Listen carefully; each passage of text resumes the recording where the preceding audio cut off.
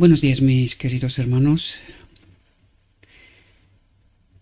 Le ruego a nuestro Dios que nos envíe su Espíritu, que nos capacite para poder entender su verdad, su realidad, su perspectiva.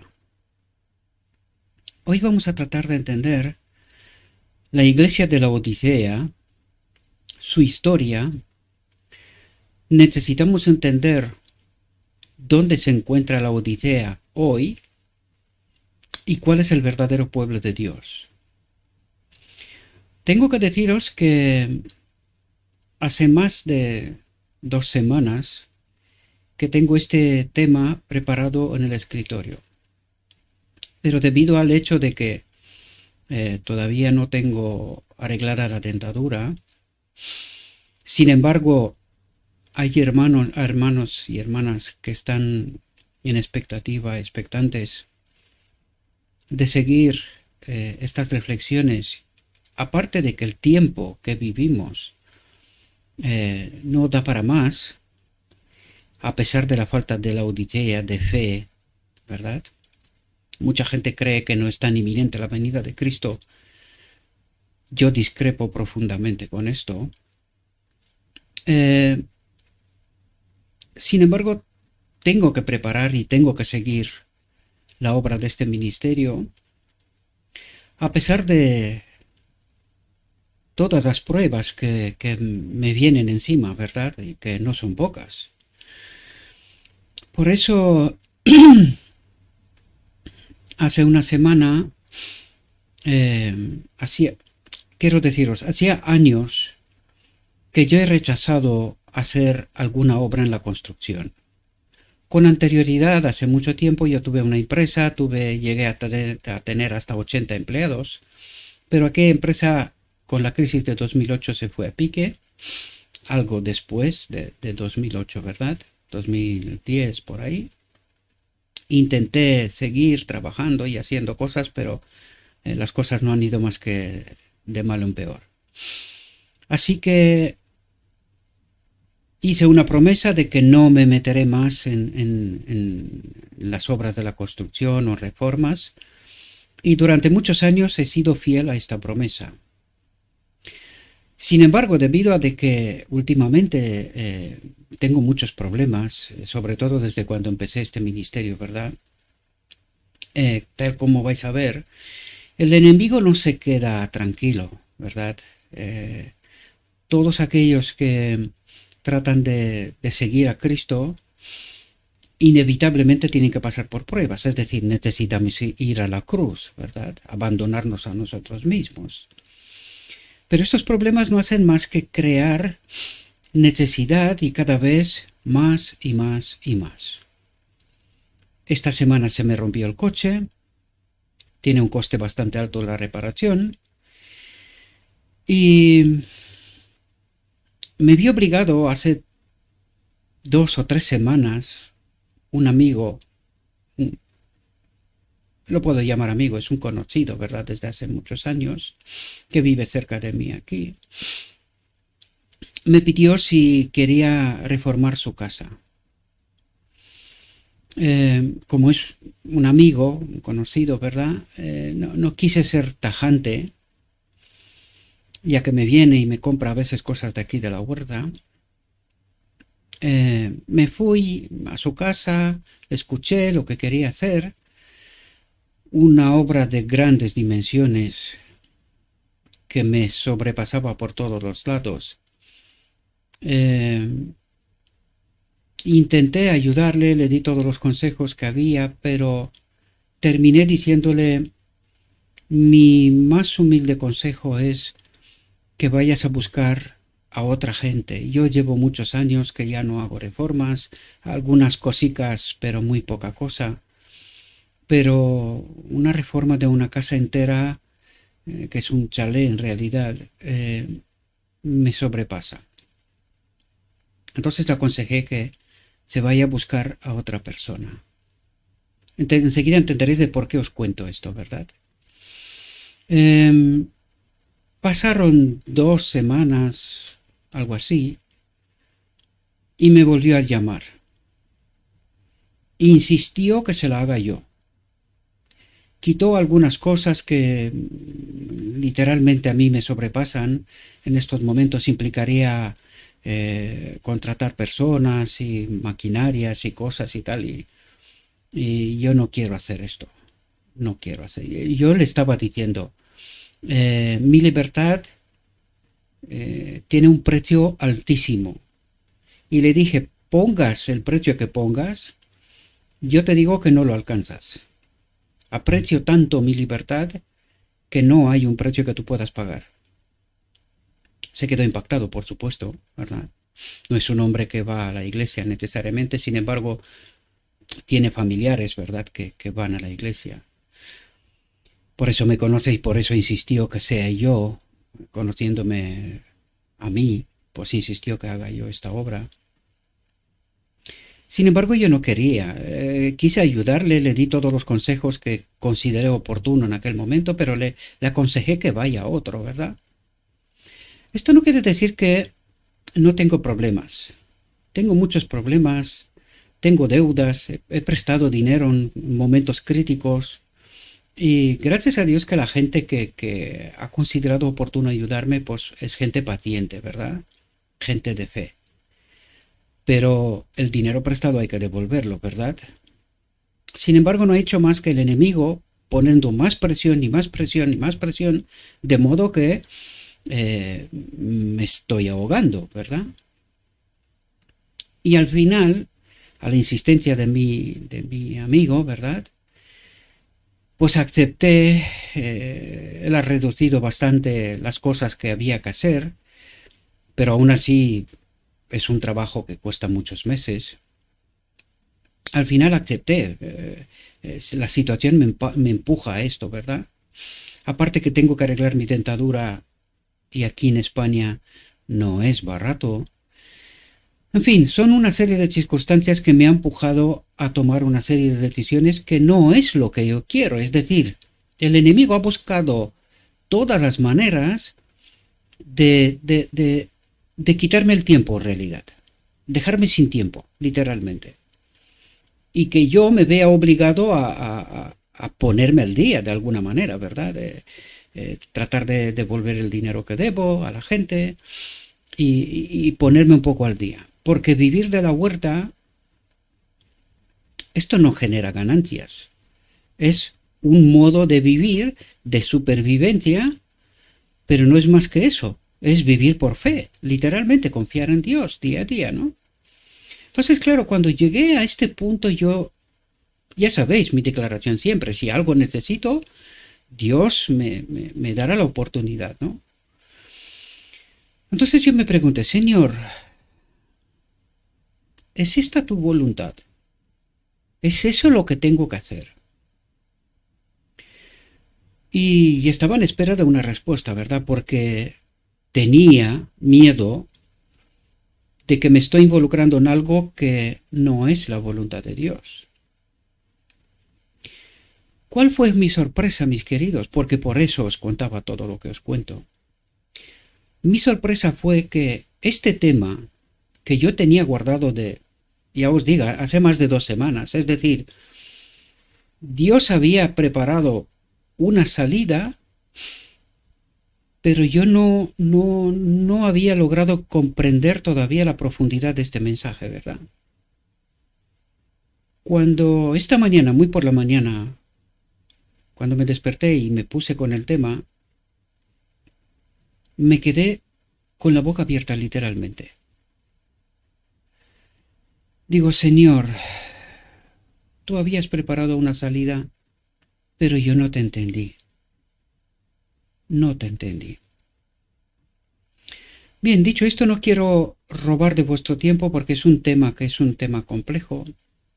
Es un tema que me ha derribado de mi mente algún concepto errado. Hoy me he dado cuenta que era más por una especie de... O sea, una mezcla de muchas cosas, ¿verdad? Y no quiero cometer errores. Pero una especie de vanidad personal de no pedir o no quedarme sujeto a nadie y a nada. Cuando vamos a tratar el tema lo vais a entender por qué. Porque entendí cosas que me había negado a entender hasta ahora. Pero visto lo visto y entendiendo la situación, además, no me quiero olvidar de esto, quiero agradecer a todos los hermanos y hermanas, que me han mandado mensajes después de la última reflexión por todas las vías posibles, a través de Telegram, me contactaron personalmente, en el canal de YouTube algunos dejaron mensajes.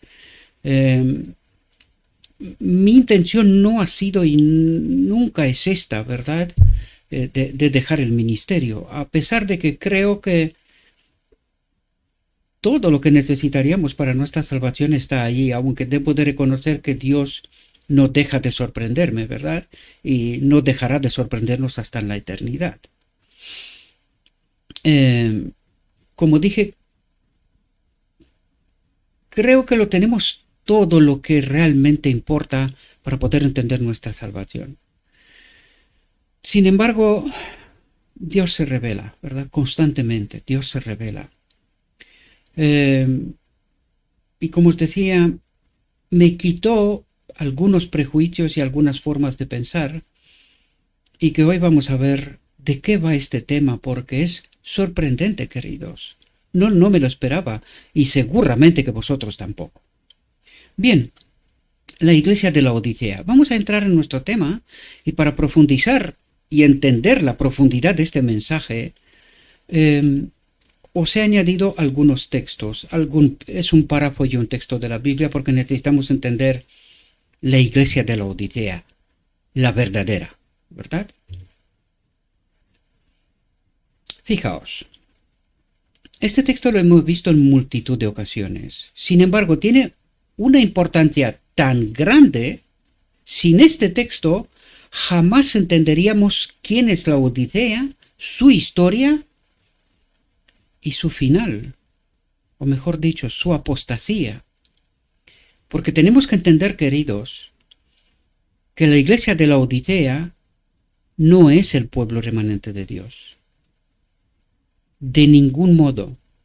Sino que de esta iglesia Dios preparará un pueblo para sí, el pueblo final.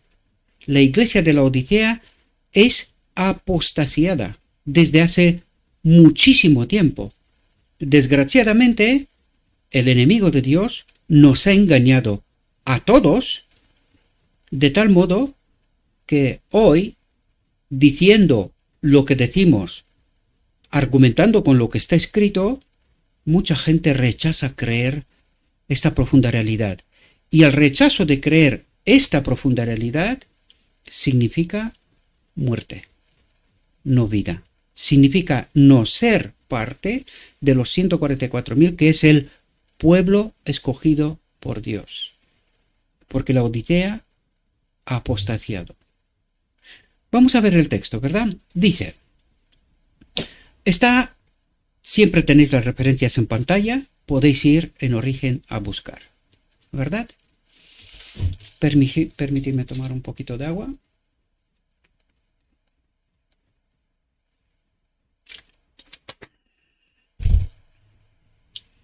Dice, aquí estamos hablando del inicio de la iglesia de Laodicea, el inicio, pero también nos contará su final. Fijaos. Dice, entonces vi al Padre levantarse del trono del lugar santo, ¿verdad? Y en un carro llameante entrar en el lugar santísimo dentro del velo y sentarse. Esto quiere decir que en 22 de octubre de 1844, cuando se da inicio a la iglesia de Laodicea, ¿verdad? Primero es el Padre el que pasa del lugar santo al lugar santísimo. Dice, allí vi tronos que no había visto antes. Dice tronos. 2. Al menos 2. ¿Por qué 2? Ahora lo veremos. ¿Por qué no son más de 2? Porque aquí habla de dos personas. De dos personas. Habla del Padre y ahora vamos a ver quién es la segunda persona, ¿verdad? O quién es el segundo personaje, por decirlo de alguna, o segundo ser. para ser respetuoso, ¿verdad? Con un lenguaje cuidado.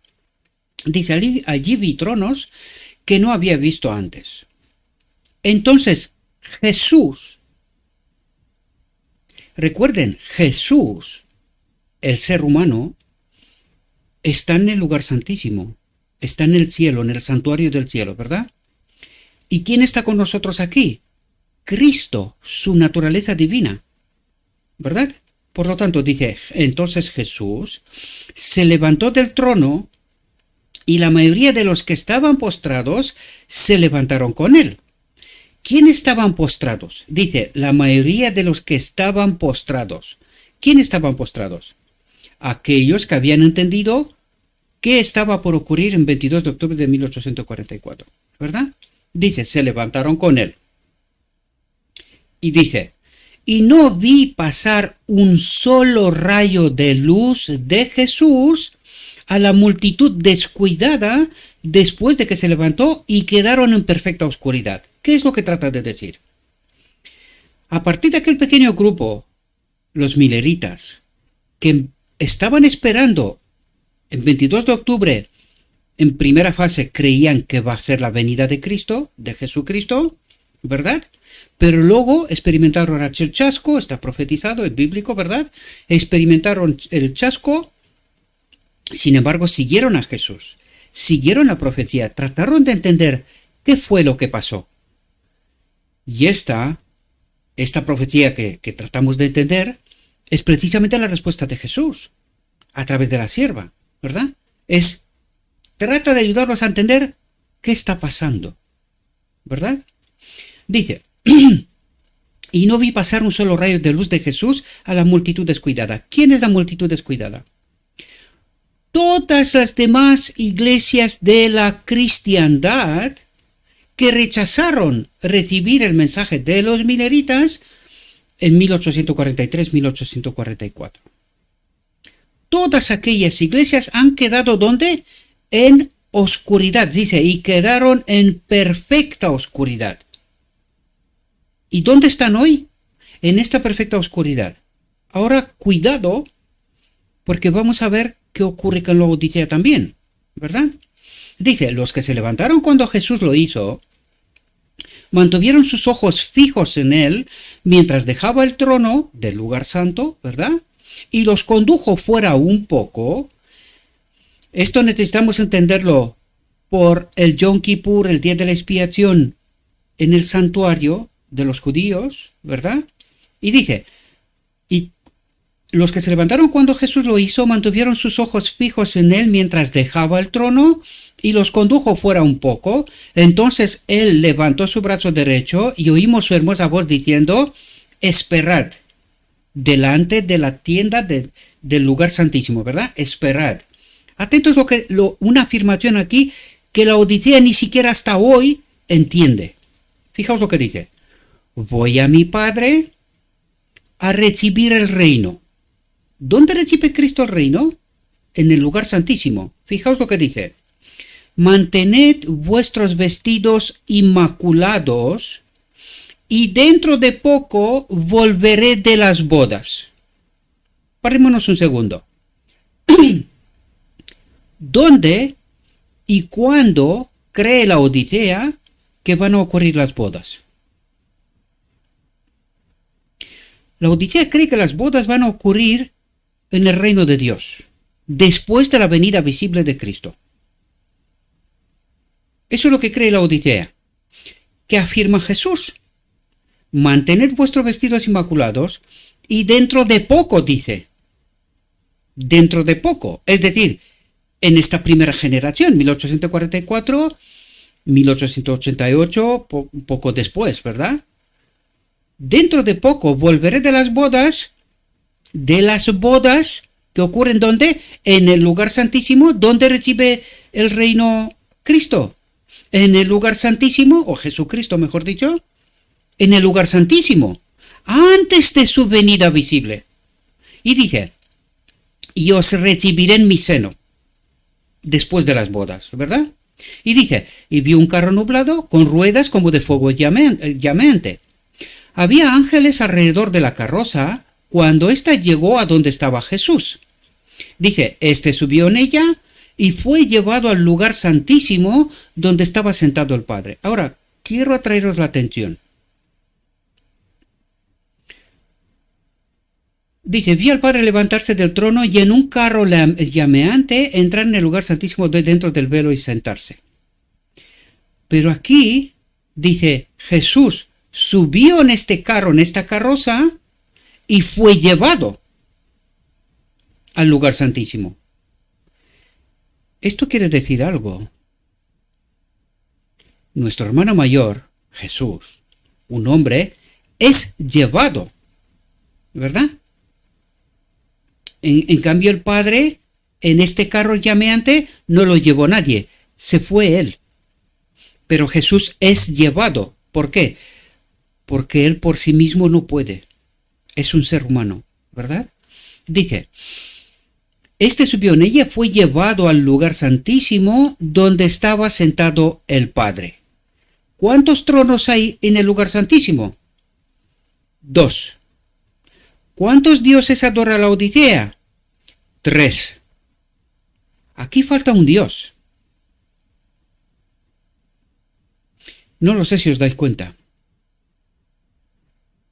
Según la Odisea, que adora la Trinidad, pues Dios nos dice que son 2, de los cuales solo uno es Dios verdadero. Nos lo dice Juan. El Padre es el único Dios verdadero. Y nuestro Señor, Jesucristo, nuestro hermano mayor, el que está sentado en el trono al lado del Padre, ¿verdad? Dice, entonces vi a Jesús que estaba delante del Padre como un gran sumo sacerdote. En el borde de su manto había una campanilla y una granada, una campanilla y una granada. Fijaos qué es lo que ocurre. Dice, entonces Jesús me mostró la diferencia entre la fe y el sentimiento. Y va a ayudarnos a entender qué es la fe y qué es el sentimiento. Y dice, y vi a los que se levantaban con Jesús enviar su fe. ¿Cómo somos nosotros salvos? Por fe. Enviar nuestra fe, ¿dónde? En el lugar santísimo. ¿Dónde está quién? Jesús. Dice, enviar su fe a Jesús en el lugar santísimo y orar. Padre, danos tu espíritu. Entonces Jesús soplaba sobre ellos el Espíritu Santo. En el soplo había luz, poder y mucho amor, alegría y paz. Atentos. ¿Quiénes reciben el Espíritu Santo? Aquellos que por fe envían el lugar santísimo la petición. Padre, danos tu espíritu. A través de Jesús, el mediador, se dirigen directamente al Padre. Ahora fijaos otra cuestión. Dice, entonces me volví para mirar a la compañía que seguía inclinada ante el trono. Dice, se volvió de mirar el lugar santísimo, mirar al lugar santo, ¿verdad? Y dice, entonces me volví para mirar a la compañía que seguía inclinada ante el trono del lugar santo, ¿verdad? ¿No sabían que Jesús lo había abandonado? Satanás parecía estar junto al trono intentando continuar la obra de Dios. ¿Qué es lo que hace el enemigo desde el lugar santo? Continuar la obra de Dios. Dije, los vi mirar hacia el trono y rezar. Padre mío, danos tu espíritu. Parémonos un segundo. ¿Dónde enviaban su fe los que recibían el verdadero Espíritu Santo? En el lugar santísimo. ¿Y los otros? ¿Dónde envían su fe? En el lugar santo. ¿Y cómo sabemos quién es quién? ¿Cómo sabemos quiénes son los que por fe envían en el lugar santísimo la petición, Padre, danos tu espíritu?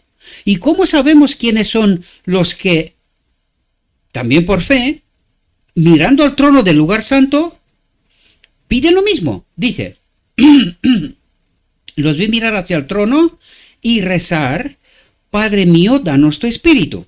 Y dice, entonces Satanás soplaba sobre ellos una influencia impía, en ella había luz y mucho poder, pero nada de dulce amor, nada del verdadero Espíritu de Dios, porque en el enemigo no puede haber amor, el Espíritu de Dios del Padre, ¿verdad? Dice, gozo, y paz, que estas son las manifestaciones del Espíritu de Dios, del verdadero Espíritu de Dios, ¿verdad? Dice, el objeto de Satanás era mantenerlos engañados y hacer retroceder y engañar a los hijos de Dios. Parémonos un segundo. ¿Cuántos seres hay en el lugar santísimo? 2. ¿Cuántos seres adora Laodicea? 3. ¿Y de dónde resultan 3? Del trono del lugar santo. Es decir, del enemigo de Dios. Porque los que envían su fe en el lugar santísimo creen en ¿cuántos seres? En 2. 2 seres. Los demás tienen 3.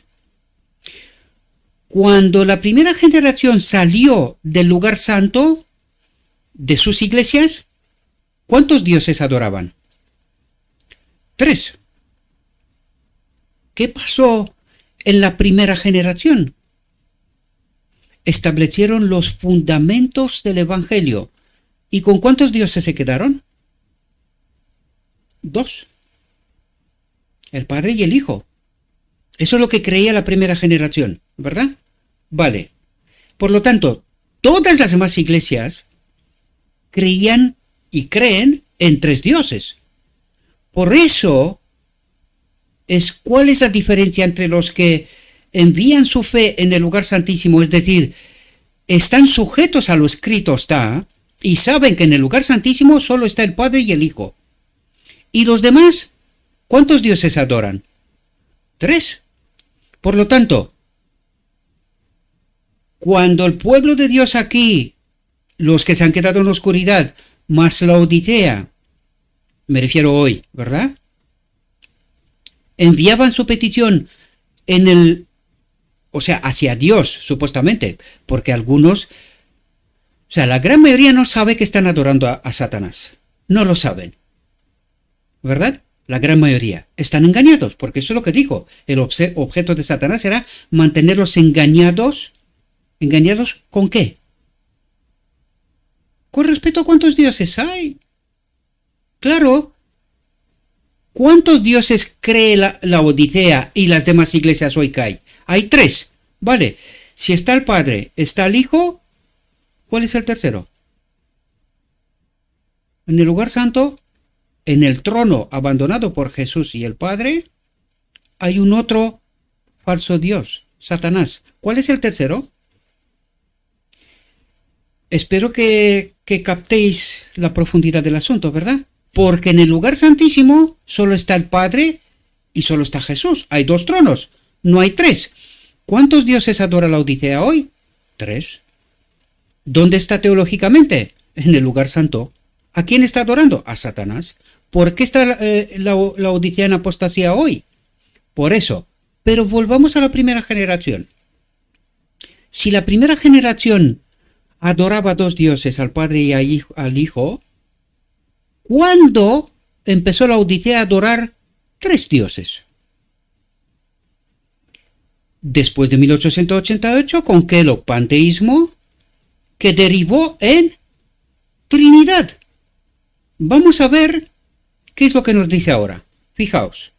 Dice, el objeto de Satanás era mantenerlos engañados y hacer retroceder y engañar a los hijos de Dios, a la Odisea. ¿Comprendéis? Y fijaos lo que dice.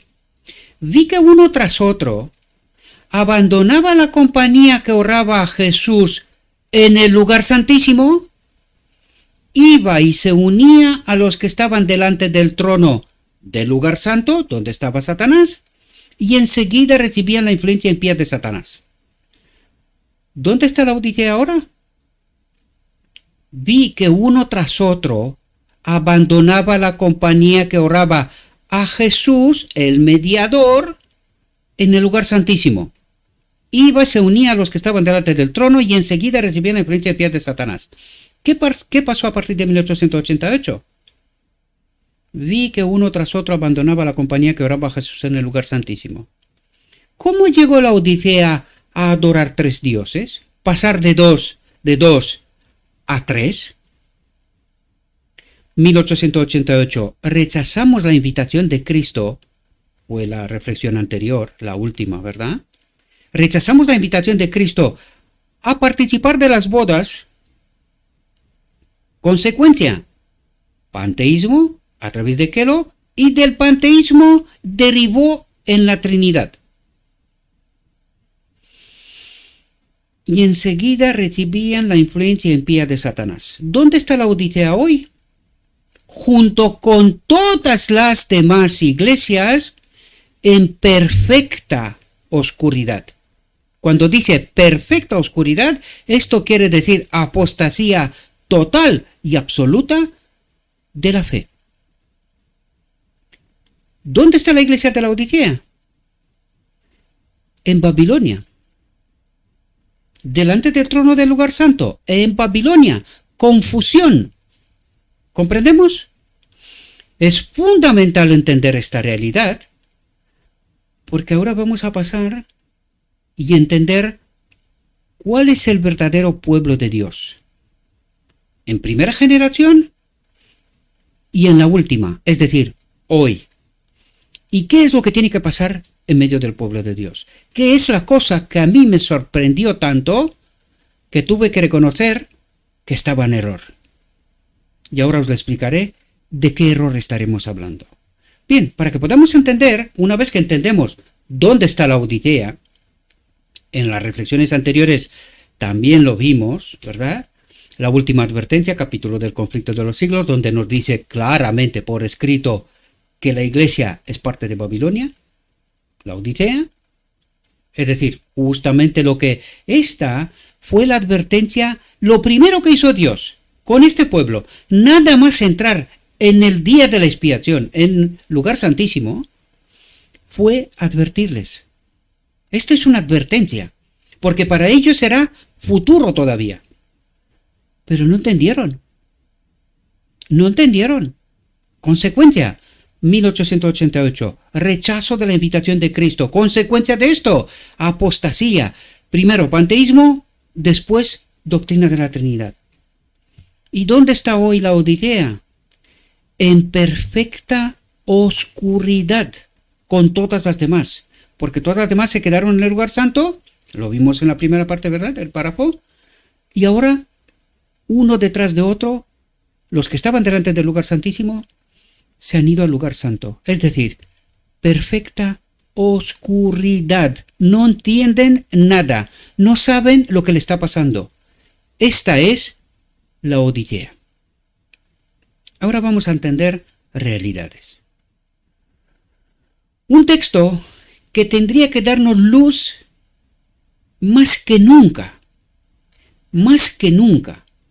Dice, yo oí, Apocalipsis 18:4, yo oí otra voz del cielo, no de otra parte, una voz del cielo, y dice, que decía, salid de ella, pueblo mío.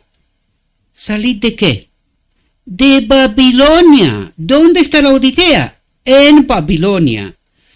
Este llamado es ¿para quién?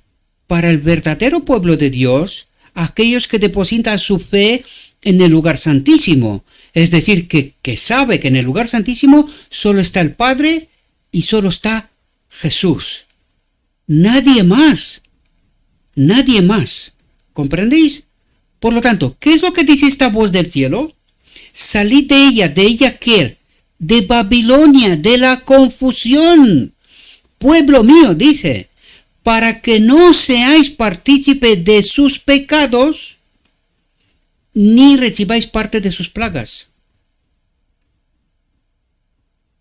Por lo tanto, se dirige a su pueblo que todavía está en la Odisea. Ahora, vamos a entender el mensaje dirigido a la primera generación, la iglesia de la Odisea. Y allí empieza nuestra reflexión. Allí empieza la sorpresa para mí. Se está dirigiendo la iglesia de la Odisea, en este caso, la primera generación. Tengan en cuenta que estamos hablando el primer tomo de Testimonios para la Iglesia. El primer tomo, que fue escrito hasta 1865, ¿verdad? Es decir, hasta que empezó a organizarse como organización la Iglesia de la Odisea, que nunca fue la voluntad de Dios. Nunca fue la voluntad de Dios. Nunca fue una petición expresa por Dios. ¿Estuvo de acuerdo cuando se hizo? Esto es otra cuestión. También estuvo de acuerdo con Israel cuando pedían un rey. Y no se opuso. Digo, si esta es vuestra elección, sois libres. Pero también sois libres de soportar las consecuencias. Y las consecuencias vinieron muy rápidamente. A partir de 1835 se organizaron y en 1888 este pueblo dejó de caminar con Cristo. De hecho, dejó de caminar con Cristo a partir de los 1870. A muy poquito tiempo, porque empezaron las amonestaciones. Dios trataba de preparar a este pueblo para 1888. Desgraciadamente, no comprendieron las advertencias. La gran pregunta es, ¿la entenderá este pueblo hoy? ¿Queremos ser parte de los 144.000 o permanecemos en Babilonia con la Odisea? De ti depende esto. De ti y exclusivamente de ti. No importa lo que diga Gabriel o cualquier otra persona. Tú tienes que averiguar la verdad. Yo soy como un poste de advertencia en una autovía, la carretera hacia Canaán, o cruce de caminos, mejor dicho, hacia Canaán o hacia Babilonia. En Babilonia tienes que entender que la Odisea ya está, hace mucho tiempo. La pregunta es, ¿quieres cambiar de rumbo? ¿Quieres empezar a caminar al lado opuesto hacia Canaán? Pues esta es la advertencia. Fijaos lo que dice. Queridos hermanos y hermanas, dice, el Señor me ha visitado de nuevo con mucha misericordia. Parémonos un segundo. ¿Quién la visitaba?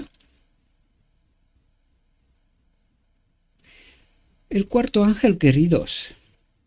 Estamos hablando de la primera generación. ¿Quién caminaba con la primera generación? El cuarto ángel. ¿Qué es quién?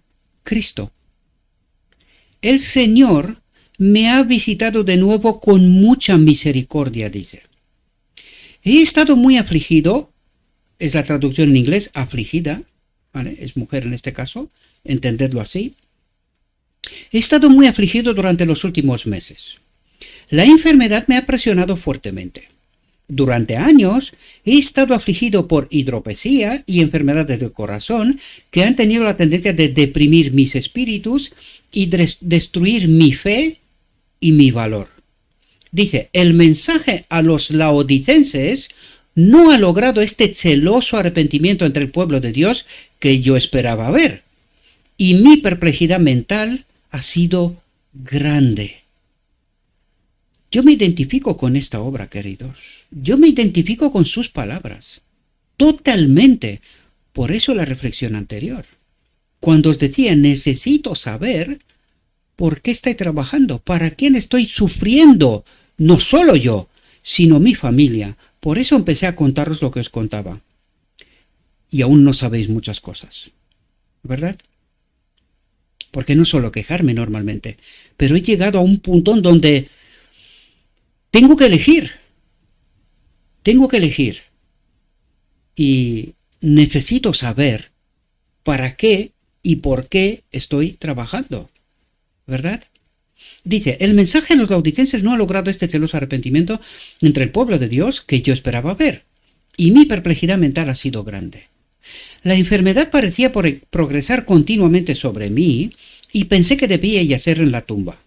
No tenía deseos de vivir, por lo que no podía aferrarme a la fe y orar por mi recuperación. A menudo, cuando me retiraba a descansar por la noche, me daba cuenta de que corría el peligro de perder el aliento antes de la mañana. En este estado, me desmayé a medianoche. Dice, se mandó llamar a los hermanos Andrews y Lauborrock. y se ofrecieron fervientes peticiones a Dios en mi favor. La depresión, el pesado peso, dice, fue levantado de mi dolorido corazón. Y dice, y fui llevada en visión y se me mostraron las cosas que ahora presento ante ustedes. ¿Se le mostró qué? A Laodicea. Y fijaos de lo que habla Dios en la primera generación y en la última. Esto se aplicaba a la primera generación, esto es hasta 1865, cuando no había una organización, y en la última generación, la que ha de glorificar a Dios en vida. Fijaos lo que dice Dios, cómo ha previsto Dios resolver para que esta obra siga adelante. ¿Verdad? ¿Cómo ha provisto Dios resolver este asunto?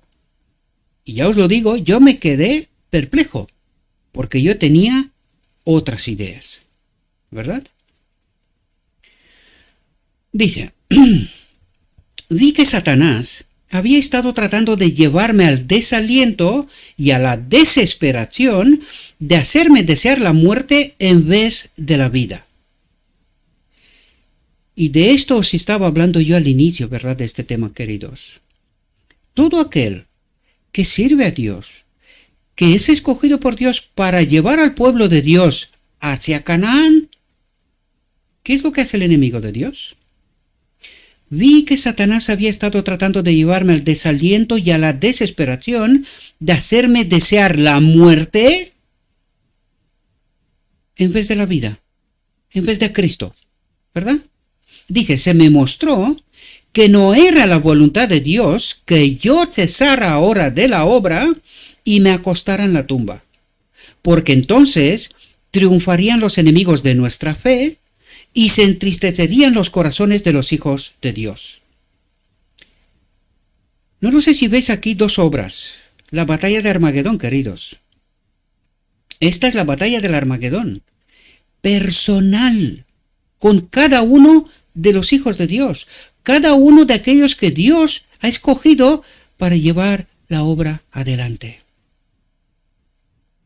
Vi que a menudo sentiría angustia de espíritu, vi que sufriría mucho. Sin embargo, tenía la promesa de que los que me rodeaban me animarían y ayudarían para que mi valor y mi fuerza no decayeran mientras era tan ferozmente azotado por el demonio. Queridos, ¿de quién estamos hablando aquí? De la sierva del Señor. ¿Y no tenía ninguna protección especial?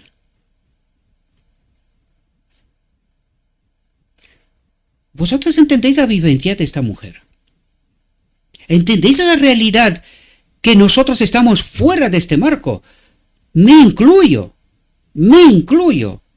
porque yo, por una especie de vanidad, no querría ayuda de nadie, porque creía y pensaba que este ministerio quedaría manchado. Pero fijaos lo que dice Dios, porque dice, la iglesia de Laodicea está hablando del pueblo de Dios y está hablando de la profeta. ¿Cuál es la experiencia de la profeta? ¿Qué es lo que está tratando de hacer el enemigo?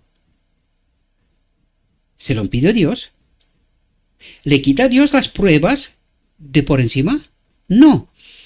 ¿Cómo dijo que el pueblo de Dios, el que está delante de la tienda del lugar santísimo y envía su fe al Padre y al Hijo, cómo serán salvos?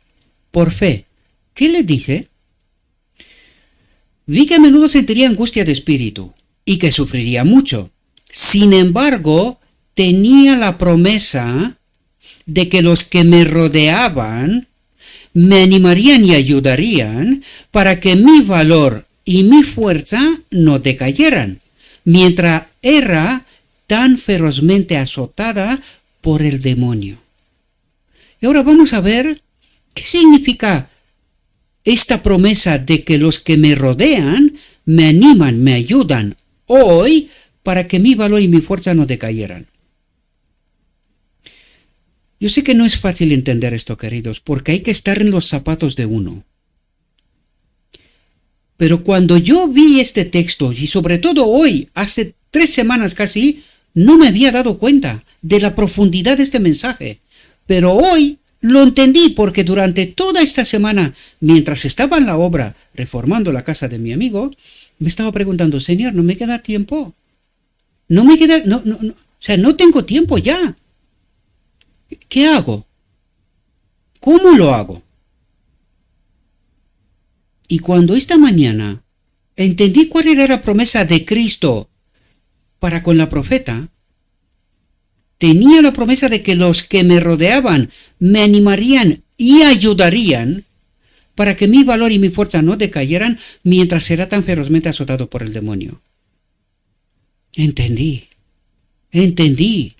Y ahora Dios nos habla de cuál es su solución. Fijaos cómo sigue. Dice, se me mostró que el testimonio a los laodicenses se aplica al pueblo de Dios en el tiempo presente. ¿Cuál presente? El de la primera generación antes de 1888 y el de la última generación con la que Dios terminará su obra, ¿verdad? Dice, y la razón por la que no ha logrado una obra mayor es por la dureza de sus corazones, de sus mentes. ¿Esto qué quiere decir? Falsa doctrina, prejuicios, todo tipo de cosas que no son escritos está, que no son del amor. Por eso veíamos en la visión que los que recibían del Padre recibían amor, gozo, los dones del Espíritu, ¿verdad? Capacidad de discernimiento. Pero los que estaban en el lugar santo no tenían nada de esto. No lo tenían nada de esto. Y eso es lo que pasa con la Odisea hoy. Sigamos. Dice, pero Dios ha dado tiempo ¿a qué? Al mensaje para que haga su obra. Dios ha dado tiempo al mensaje para que haga su obra. ¿A qué mensaje? En el caso de ellos. De que han entrado en el lugar santísimo. ¿Y cuál es la obra? ¿Qué es lo que tiene que ocurrir? Porque Cristo les dijo, me voy a la boda. No estaban sin advertencia, ¿verdad? Lo mismo que los judíos con Isaías 53. No estaban sin advertencia. ¿Quién es Jesús? Lo mismo la Odisea. No estaba sin advertir. Jesús dijo, me voy al Padre, a la boda, y luego vendré y os recibiré a vosotros. ¿Pero entendieron? No entendieron. Por eso dice, pero Dios ha dado tiempo al mensaje para que haga su obra. ¿Y por qué no ha hecho la obra? ¿Por qué el mensaje no ha calado? ¿Qué ha pasado? ¿Dónde está dirigida la atención del pueblo de que uno detrás de otro se han ido al lugar santo? ¿Y qué es lo que los ha traído ahí? Ahí os hago un apunte. ¿Qué le ofreció el enemigo a Jesús en el desierto de la tentación? Cosas materiales de este mundo. Las cosas materiales de este mundo. ¿Y cómo se han perdido? Pues se han dejado distraídos por las cosas de este mundo y han perdido de vista a Jesús. Y cuando llegó el momento, 1888, cuando Dios dijo, basta, ya es la hora, no comprendieron. Pero Dios ha dado tiempo al mensaje para que haga su obra. Dice, el corazón, la mente, debe ser purificada de los pecados. Dice pecados, no el pecado. Pecados es consecuencia del pecado, de estar separado de Dios. Y estar separado de Dios, ¿qué ocurre? Prejuicios, falsa doctrina, malos entendimientos. Es decir, la no presencia del Espíritu es no tener discernimiento, ¿verdad? Es no comprender cuál es mi mayor necesidad. Por lo tanto, dije, el corazón, la mente, debe ser purificada, es decir, ha de ser quitado de allí todo lo que no es escrito está. De los pecados que por tanto tiempo han excluido a Jesús. Y si no estamos con Jesús, queridos, ¿con quién estamos? ¿Cuáles son estos pecados? Cuando estamos con otro. malos entendimientos, falsa doctrina, apostasía, prejuicios. Pero cuando estás con Jesús, la cosa cambia radicalmente, radicalmente. Dije, este temible mensaje hará su trabajo. ¿Cuándo? Ahora. Si no es ahora, cuidado, queridos, estamos muertos. Si ahora no entendemos, estamos muertos. Dije, cuando fue presentado por primera vez, condujo a un examen minucioso del corazón, de la mente. Se confesaron los pecados y el pueblo de Dios se conmovió en todas partes. Casi todos creyeron que este mensaje terminaría con el fuerte grito del tercer ángel. Y así fue. ¿Qué fue 1888? Cristo, nuestra justicia. La invitación. Por eso la vimos la reflexión última, ¿verdad? La invitación. El grito del tercer ángel. Cristo, nuestra justicia. ¿Qué pasó? La boda estaba preparada, pero no había pueblo. La pregunta clave es, ¿lo hay hoy? ¿Entendemos hoy esta realidad? ¿O todavía seguimos en la Odisea en Babilonia, adorando 3 dioses? Dije, casi todos creyeron que este mensaje terminaría con el fuerte grito del tercer ángel, pero al no ver la poderosa obra realizada en poco tiempo, al no ver ¿qué? La obra del cuarto ángel, queridos, en la primera generación, pero al no ver la poderosa obra realizada en poco tiempo, muchos perdieron el efecto del mensaje. Yo vi que este mensaje no cumpliría su obra en unos pocos meses.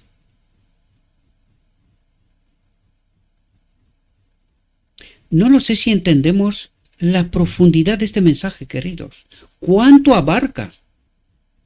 Dije, tiene por objeto despertar al pueblo de Dios, descubrirle sus rebeldías y llevarlo a un celoso arrepentimiento a fin de que sea favorecido con la presencia de Jesús. ¿Qué le faltaba a este pueblo? Jesucristo. Eso es lo que le faltaba, Jesucristo. Y preparado para el fuerte clamor del tercer ángel. Pero si no tenemos la presencia del cuarto ángel, no entendemos el fuerte clamor del tercer ángel, queridos. Sin Cristo, esto es imposible. Y esta es la clave. Dice, como este mensaje afectó al corazón, condujo a una profunda humildad ante Dios. Se enviaron ángeles en todas direcciones para preparar los corazones incrédulos a la verdad. La causa de Dios comenzó a levantarse y su pueblo conoció su posición. Ahora, quiero destacar algo. Fijaos lo que dice aquí. ¿Qué significa ángel? Mensajero, ¿verdad? Vamos a entender la profundidad del mensaje porque nosotros tenemos conceptos bastante errados. Fijaos lo que dice.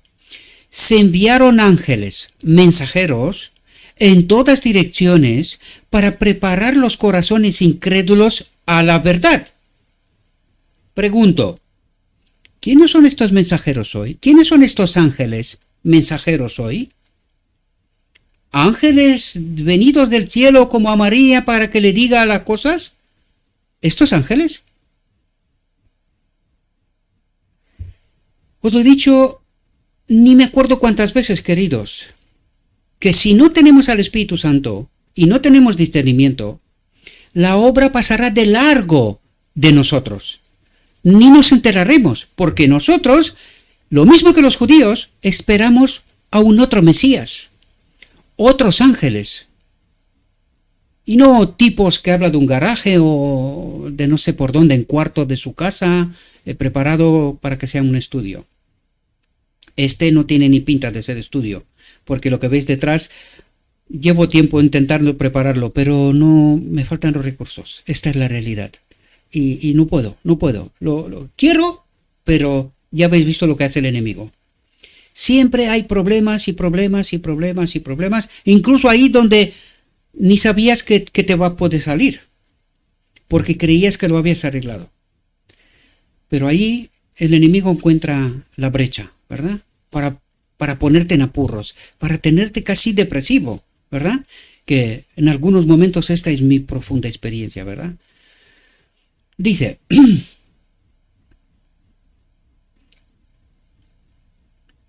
como este mensaje afectó al corazón, condujo a una profunda humildad ante Dios, se enviaron ángeles, mensajeros en todas direcciones para preparar los corazones incrédulos a la verdad.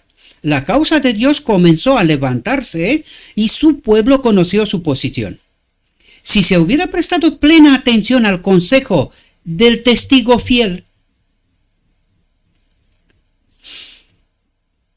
¿Quién es el testigo fiel?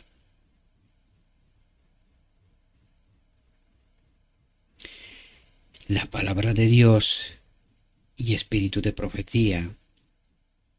Porque aquí, ¿quién habla? ¿Cómo empezó esta reflexión? El Señor me visitó, ¿verdad? Y me dijo ¿qué? Lo que estamos leyendo. ¿Quién es el testigo fiel? Cristo. El verbo, la palabra, lo escrito está. ¿Comprendéis? El Evangelio. Dije, Dios habría obrado en favor de su pueblo con mayor poder. Ahora, ¿no es Dios todopoderoso? ¿Qué le ha impedido? ¿Qué le ha impedido que obre con mayor poder? ¿Sabéis lo que le ha impedido? Tu libertad de elección y de conciencia. Esto le impide a Dios obrar con mayor poder. La ignorancia de este pueblo, conducido por otros ignorantes con títulos y doctorados, ha impedido que Dios obre en favor de su pueblo con mayor poder. ¿Es esto posible? Sí. ¿Cómo está la Odisea en apostasía? ¿Cómo está la Odisea en Babilonia a través del ecumenismo? Por los que tienen títulos y maestrías y doctorados. Ellos han llevado a este pueblo en Babilonia. Y Dios no puede hacer nada. Porque este pueblo está encantado de sus maestros. Y cuando Dios envía sus ángeles, sus mensajeros, el pueblo pregunta, ¿pero y este quién es? ¿Este de dónde viene? ¿Cómo ha salido? Claro, en otro día veía yo a alguien que le decía a un pastor que ha aceptado esta realidad, y le decía que como yo, ¿verdad? Con ropa de casa normal, le decía, oye pastor, que es que usted está predicando la palabra de Dios, pero que está muy descuidado, usted tiene que ser formal. Oye, necesitas formalidad. La Odisea la tiene. Tira para allá. Tira para allá. ¿Cuál era la formalidad de Jesús? Una camisa distinta de la del pueblo, y hasta por aquella se pelearon. ¿Qué os parece, queridos? Prejuicios. ¿Quién obra allí? Satanás, desde el trono del lugar santo. Formalidades, formas y todo tipo de historias. ¿Y qué pierde de vista? Escrito está. La verdad, la que tiene que purificar nuestra mente. Dije, pero este tío, así, de un garaje, mira tú cómo se ve esto de feo. A mí me encanta, queridos. Esto debería de romper vuestros prejuicios. ¿Sabéis lo que tenía que traer la atención? Y os lo dije a lo largo de 530 y tantas reflexiones. No os fijéis ni en el mensajero, ni las circunstancias. Está escrito. La pregunta es, ¿lo que estamos contando está escrito? ¿Es verdad? ¿Es verdad que no te las cuentan otros? Pues esto es lo que es importante. Lo demás, irrelevante. Irrelevante. Es como si María hubiese tenido que fijarse en el ángel, adorar al ángel. Y recuerden, siempre los ángeles dijeron, no, levántate, yo soy siervo como tú. Levántate, solo a Dios hay que adorar. Están muy cuidadosos con esto, ¿verdad?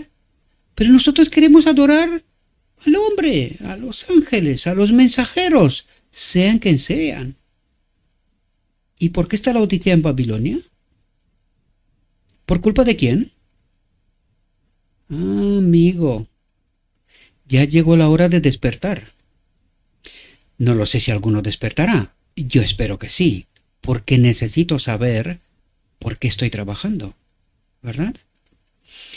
Dice, si se hubiera prestado plena atención al consejo del testigo fiel, Dios había obrado en favor de su pueblo con mayor poder. Sin embargo, los esfuerzos realizados desde que se dio el mensaje han sido bendecidos por Dios y muchas almas han sido sacadas del error y las tinieblas para regocijarse en la verdad. ¿Cuál fue la obra de la primera generación? Colocar los fundamentos de lo escrito está. ¿Y qué fue lo primero que abandonaron? La Trinidad. Esto no lo vais a encontrar en la primera generación, ni de lejos, ni en bromas. No hay Trinidad en la primera generación, porque ellos entendieron claramente quién está en el lugar santísimo. El Padre y el Hijo, nadie más. Nadie más. No hay 3 tronos, hay 2. Y el tercero en el lugar santo. ¿Dónde están los 3 dioses? En el lugar santo. Ahí están.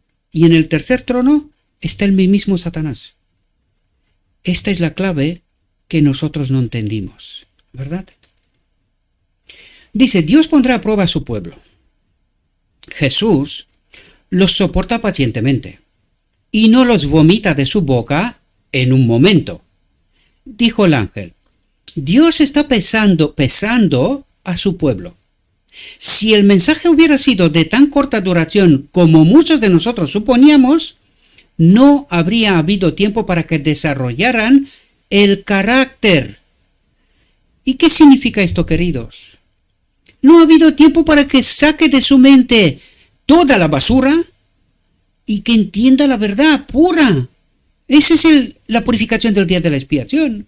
Entender claramente quién es Dios, quién es Jesucristo, cuáles son sus obras, cuál es su propósito, qué significa la boda del Cordero. Y dije, no ha habido tiempo. 44 años, Señor. 1844, 1888, 44 años, una generación. No había tiempo para que se forme el carácter. Pues tiene razón Dios. No lo hubo. Y 130 y tantos años. ¿Habrá habido tiempo para que se desarrolle el carácter? ¿Para que se elimine la basura y que la verdad de Dios triunfe? ¿Habrá habido tiempo? ¿Habrá una última generación? ¿Los hay ahora? Yo os lo digo tajantemente, mis queridos. Seas quien seas y que me escuches. Ya hay un pueblo de Dios. La pregunta clave aquí es, ¿quieres ser parte de él? Si quieres ser parte de él, entonces sigue a Jesús. Sigue a Jesús, sigue la luz. Porque si no sigues la luz, entonces estás con la Odisea y no eres parte del pueblo de Dios. Dice, no habría habido tiempo para que desarrollaran el carácter. Muchos se movían por sentimientos. ¿Y qué son estos sentimientos? Todo lo que no es escrito está. No toques la iglesia, no toques a los maestros, lo que ellos dicen va a misa, ¿verdad? Estos son sentimientos. ¿Y qué dice lo escrito está? Otra cosa, queridos. Otra cosa que no se entiende a no ser que tengas, Padre, danos tu espíritu, el discernimiento. La presencia de Cristo. Si no tienes la presencia de Cristo, no entiendes. Solo vives por sentimientos, formas, hay que ir en no sé qué día a la iglesia, cuidado con los trajes. Ah, por cierto, esta semana, mientras estaba con el amigo, el dueño de la obra, ¿verdad?, en su casa, me decía, ¿sabéis por qué no voy yo a vuestra iglesia? Dice, porque ha tenido contacto, una experiencia anterior, ¿verdad?, con un otro hermano. Y decía, mientras en la semana me hacía tonterías, dije, luego el fin de semana lo veía en la iglesia con traje tal, comportándose como si no hubiese pasado nada el día anterior, ¿verdad? Y dije, esta hipocresía me impide que yo pueda venir a la iglesia. Y yo traté de explicarle, ¿verdad? No voy a relatar aquí toda la conversación. Traté de explicarle qué es la iglesia, que es la sala de urgencias del mundo. Y en la sala de urgencias del mundo entran todos los enfermos. Uno sano no se va allí. Todos los enfermos. Y cuando entras en la sala de urgencias, solo ves enfermedad, problemas. Y yo le dije, si esto te impide, necesitas purificar tu mente. Eso es lo que es el día de la expiación. Purificar nuestra mente. Tratar de entender qué me quiere decir Dios. ¿Cuál es su obra? ¿Verdad? Dice, muchos se movían por sentimientos, no por principios que los encontramos donde escrito está y fe. ¿Cómo se entra en el lugar santísimo? Por fe, pero sin los principios, no, porque sin principios tú adoras 3 dioses, mientras en el lugar santísimo está solo el Padre y Jesús, nadie más. Y sin principios y sin fe no puedes entrar en el lugar santísimo. Imposible, imposible, queridos. Dice, y este mensaje solemne y temeroso los conmovió, influyó en sus sentimientos y excitó sus temores, pero no cumplió la obra que Dios quería que cumpliera. El mensaje no llegó a desarrollarse. ¿Y qué pasó en 1888? Rechazaron acudir a la boda. Cristo, nuestra justicia. Comprender esta profunda realidad. ¿Verdad? Dice, Dios lee el corazón. Para que su pueblo no se engañe con respecto a sí mismo, le da tiempo para que pase la excitación y luego lo prueba para ver si obedecerá el consejo del testigo verdadero. ¿Qué pasó en 1888? Esto. Le dio tiempo para que pase la excitación y luego lo prueba para ver si obedecerá el consejo del testigo verdadero. ¿Qué pasó? Empezaron a caminar hacia la apostasía, hacia Babilonia, rechazando a Cristo, el mensaje, ¿verdad? Dije, Dios conduce a su pueblo paso a paso. Atentos. Necesitamos distinguir claramente quién es su pueblo. Dios conduce a su pueblo, no a una iglesia. ¿Dónde está la Odisea? Eso es lo que es presente desde el principio. ¿Dónde está la Odisea? En Babilonia. ¿Qué está preparando Dios? Un pueblo que resultará de la Odisea. Pues entiendan bien esta separación clara entre unos y otros, ¿verdad? Dice, Dios conduce a su pueblo paso a paso. Él los lleva a diferentes puntos calculados para manifestar lo que hay en el corazón, lo que hay en la mente. ¿Qué propósito tiene el día de la expiación? Purificar. ¿Qué? La mente. ¿De qué? De basura. De basura. Dice, algunos resisten en un punto, pero caen en el siguiente. En cada punto avanzado, el corazón es puesto a prueba y probado un poco más de cerca.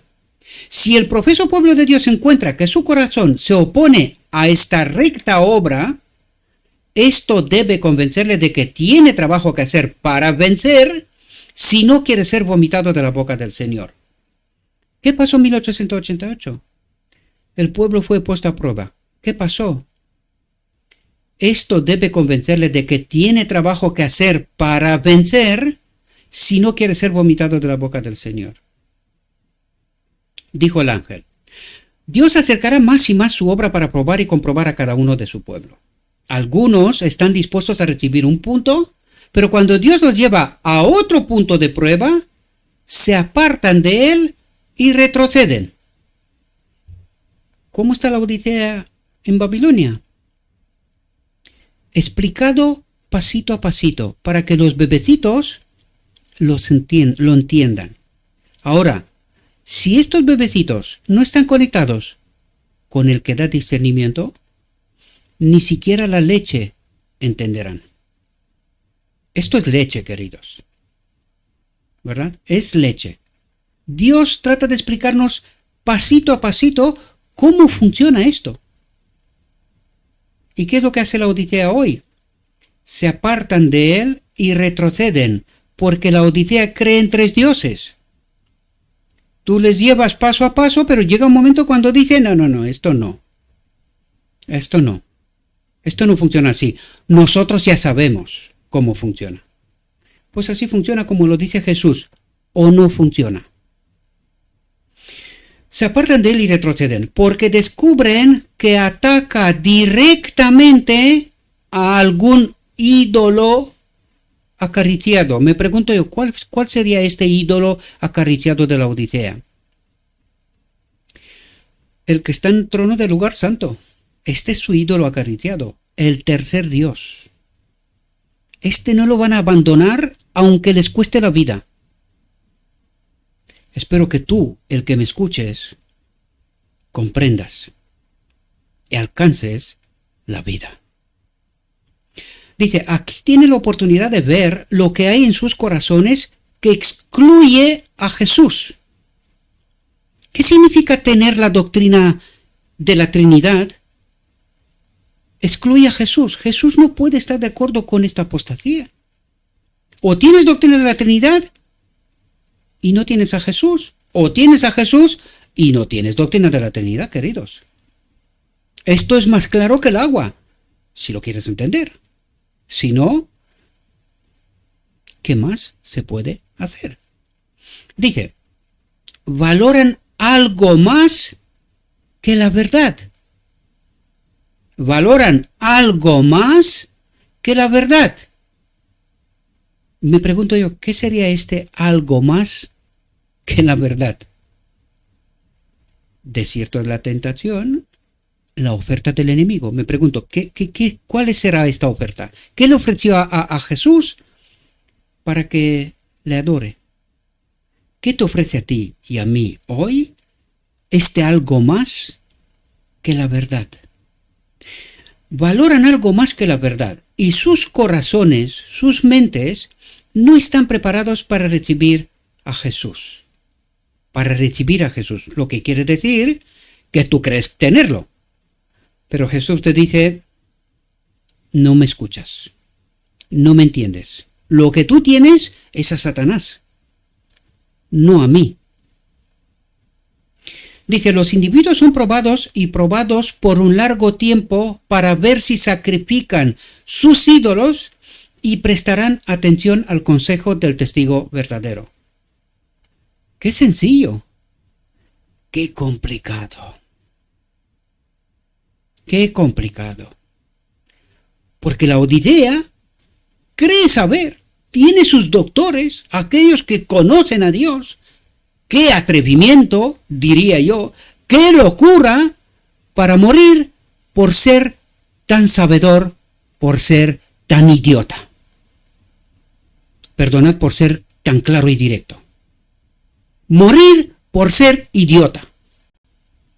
Creer saber y está la verdad delante de ti, el testigo fiel y verdadero, y tú decir, no, yo sé más. Valoran algo más que la verdad. Qué locura, diría, ¿no? Qué locura. Dice, si alguno no se purifica obedeciendo la verdad. ¿Qué es la purificación del día de la expiación? ¿Cómo se hace? Si alguno no se purifica obedeciendo la verdad y vence su egoísmo, su orgullo y sus malas pasiones, los ángeles de Dios tienen el cargo. Atentos. Se han unido a sus ídolos, dejadlos en paz. Y prosiguen su obra dejando a estos con sus rasgos pecaminosos sin dominar, bajo el control de los ángeles malignos. ¿A quién tienes? ¿Tienes a Jesús? Si tienes a Jesús, Él puede dominar rasgos pecaminosos. Pero si tienes a los ángeles malignos, no puedes. No puedes, querido y querida.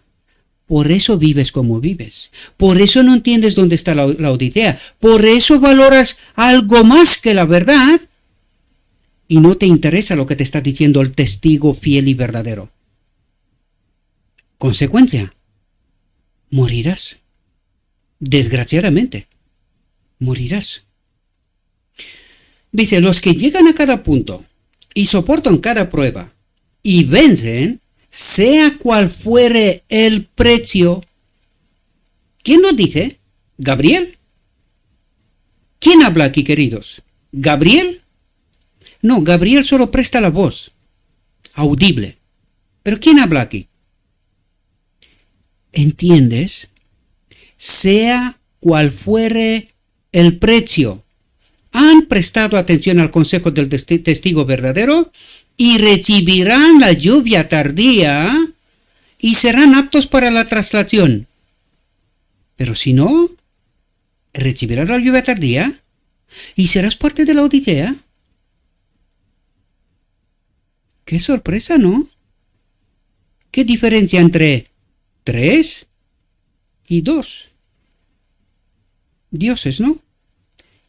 La línea de demarcación entre apostasía o pueblo de Dios. Qué sencillo, pero qué complicado. ¿Cuánta basura hay que sacar de aquí para que te quedes con lo que dice Jesús? Y es sencillo. ¿Sabes cuándo es complicado? Cuando no tienes a Jesús. Él sí puede dominar los rasgos pecaminosos.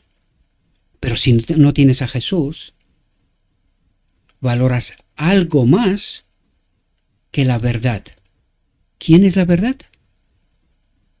Yo soy el camino, la verdad y consecuencia, la vida. Y nosotros queremos algo más. ¿Quién nos ofreció el árbol del conocimiento? ¿Quién estaba ahí? ¿Quién es este algo más que la vida? Espero que puedas entender, querido hermano y hermana. Dice, Dios prueba a su pueblo en este mundo. Este es el lugar adecuado para aparecer en su presencia. Aquí, en este mundo, en estos últimos días,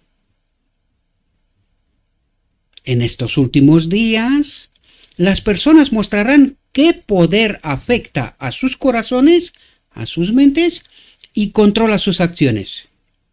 Si es el poder de la verdad divina, conducirá a buenas obras, elevará al receptor y le hará noble de corazón y generoso como su divino Señor.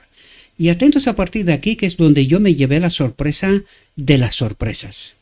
Dice, si es el poder de la verdad divina, el que tienes, conducirá a buenas obras, elevará al receptor y le hará noble de corazón y generoso como su divino Señor.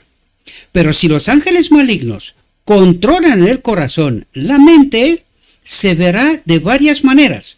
Dice, el fruto será el egoísmo, la codicia, el orgullo y las malas pasiones. Vamos a entender esto, queridos, porque dice, por los frutos los conocerás. Esto nos tiene que revelar si tenemos a Cristo o tenemos a un otro espíritu, ¿verdad? Dice, engañoso es el corazón más que todas las cosas, y perverso. Los profesores de religión o los que profesan la religión, ¿verdad?, no están dispuestos a examinarse a sí mismos de cerca para ver si están en la fe. Y es un hecho temible que muchos se apoyan en una falsa esperanza. Algunos se apoyan en una vieja experiencia que tuvieron hace años. Pero cuando se les trae este tiempo de examen del corazón, de la mente, cuando todos deben tener una experiencia diaria, no tienen nada que relatar. Parecen pensar que una profesión de la verdad los salvará. Cuando dominen esos pecados que Dios aborrece, Jesús vendrá y cenará con ellos y ellos con él. Dice, entonces obtendrán la fuerza divina de Jesús y crecerán en él y podrán decir con santo triunfo, gracias sean dadas a Dios que nos da la victoria por nuestro Señor Jesucristo. Sería más agradable al Señor que los tibios profesantes de la religión nunca hubiesen nombrado su nombre. Son un peso continuo para aquellos que serían fieles seguidores de Jesús. Son una piedra de tropiezo para los incrédulos, y los ángeles malignos se regocijan sobre ellos y se burlan de los ángeles de Dios con su proceder torcido. Son una maldición para la causa en el país o en el extranjero. Se acercan a Dios con los labios, pero su corazón está lejos de él. No se ve la bondad, la generosidad, la participación, ¿verdad?, con Cristo, con el cuarto ángel, en esta obra. Esto es lo que trata de decirnos. Solo somos profesos de labios, pero los hechos no nos acompañan. Por eso dice, por los frutos los conocerás. Y vamos a ver a partir de ahora que lo dice unas cuantas veces, ¿verdad?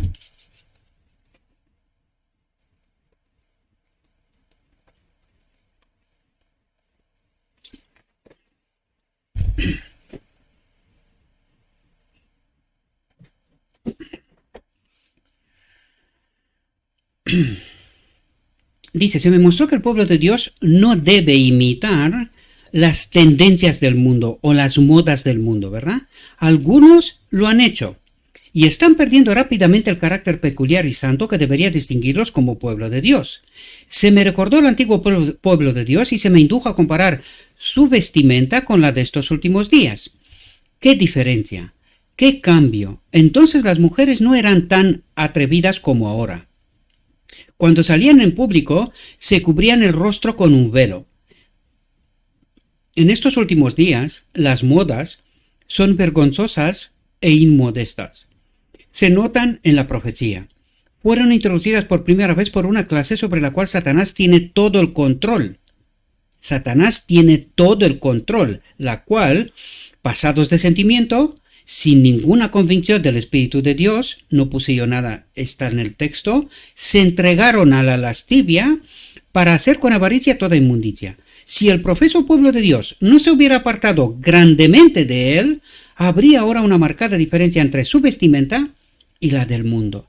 Los pequeños sombreros que exponen el rostro y la cabeza muestran una falta de modestia. Los aros son una vergüenza. Los anillos quiere decir, ¿verdad? Los habitantes de la tierra se corrompen cada vez más y la línea de distinción entre ellos y el Israel de Dios debe ser más clara. O la maldición que cae sobre los mundanos caerá sobre el pueblo profeso de Dios. Cuando dice aros se refiere a anillos o pendientes, ¿verdad? Dice, me dirigieron a las siguientes escrituras. Dijo el ángel, deben instruir al pueblo de Dios.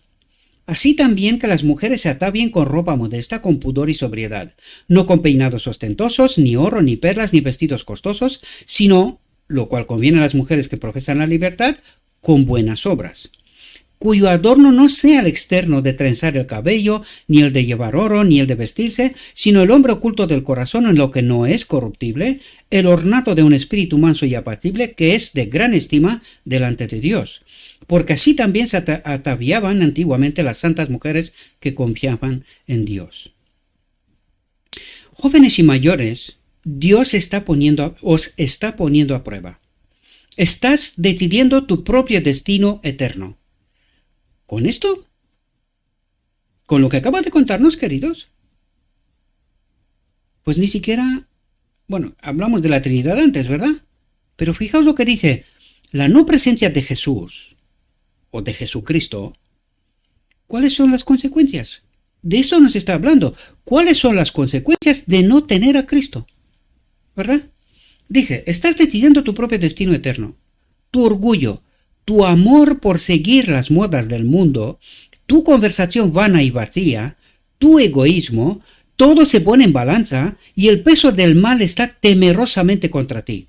Eres pobre, miserable, ciego y desnudo, mientras el mal crece y echa raíces profundas, ahoga la buena semilla que ha sido sembrada en el corazón, y pronto la palabra que fue dada acerca de la casa de Elí sería dicha a los ángeles de Dios acerca de ti.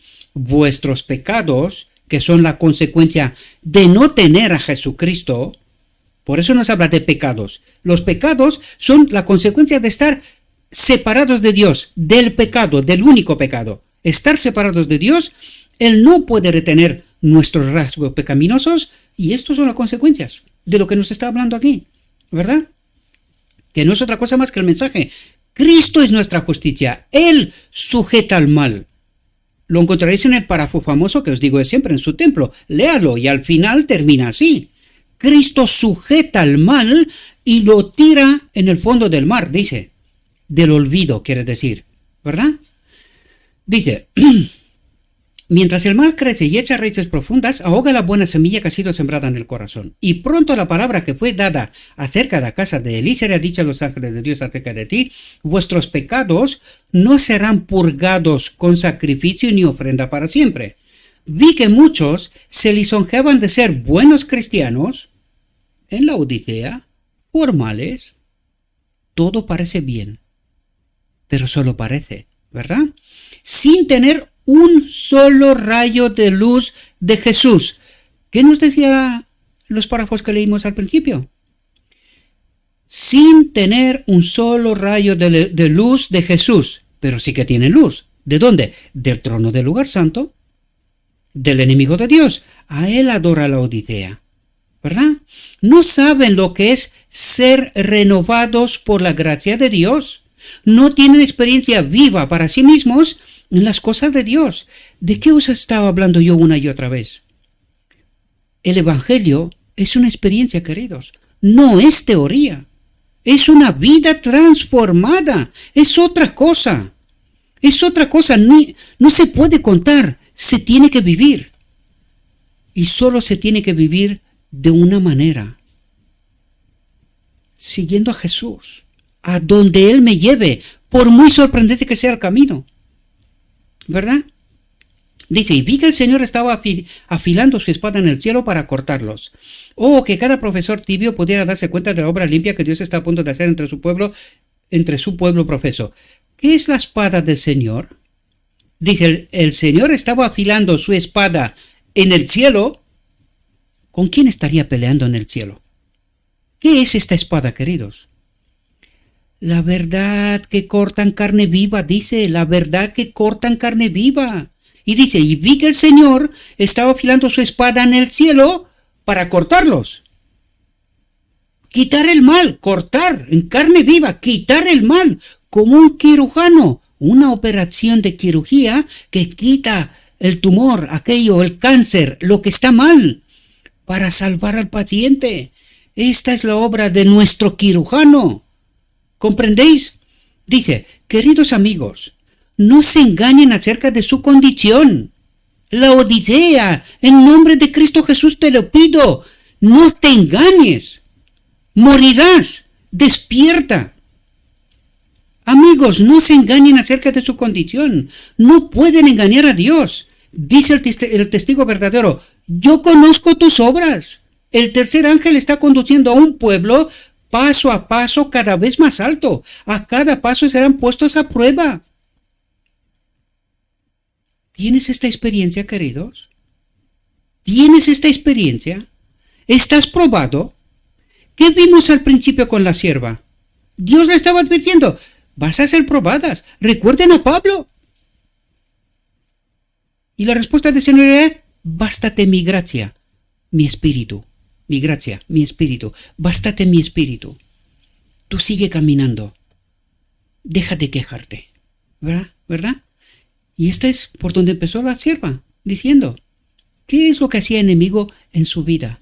¿Y cuál era la promesa del Señor? Que los que la rodeaban la iban a acompañar. Es decir, a través de ellos Cristo obrará, ¿verdad? Se manifestará.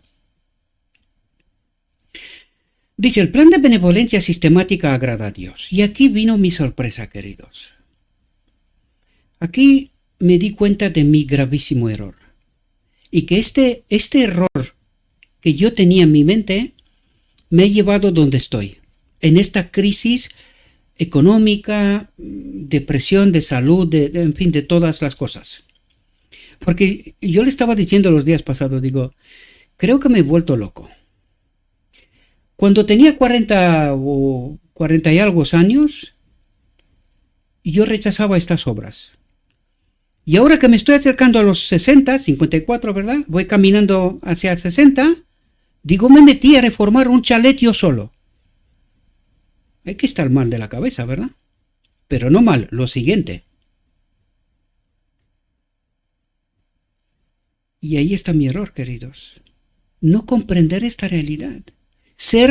Yo creía que estoy haciendo la voluntad de Dios, pero creo que era mi vanidad, en realidad. Creyendo, utilizando un argumento que es real, creyendo que esto va a poder estropear de algún modo la obra de Dios, pero no comprender la realidad profunda. Y cuidado que aquí estamos hablando de benevolencia sistemática, no de otras cosas. No se me confundan. Esto es la obra de benevolencia, de servir, ¿verdad? No estoy hablando ni de diezmos, no estoy hablando de esto, y no está hablando de esto Cristo. Estamos en la primera generación y en la última. Este texto va para la primera y para la última, ¿verdad? Dice, me remonté a los días de los apóstoles y vi que Dios, y nos lo explica, ¿verdad? ¿Qué es este plan de benevolencia sistemática que agrada a Dios, ¿verdad? Que tiene a Cristo, ¿verdad? En mi vida. Dice, me remonté a los días de los apóstoles y vi que Dios trazó el plan mediante el descenso de su Espíritu Santo y que por el don de profecía aconsejó a su pueblo con respecto a un sistema de benevolencia. Dice, todos debían participar en esta obra de impartir de sus cosas carnales a los que les servían en las espirituales. No lo sé si habéis entendido. Dice, todo el pueblo de Dios tenía que compartir con aquellos que servían en las espirituales. Es decir, con los enviados por Dios. Ahí es donde yo recibí una estocada y tuve que decir, Señor, perdóname, soy idiota. Soy idiota, no te entendí. Yo no te entendí. Por eso estoy donde estoy.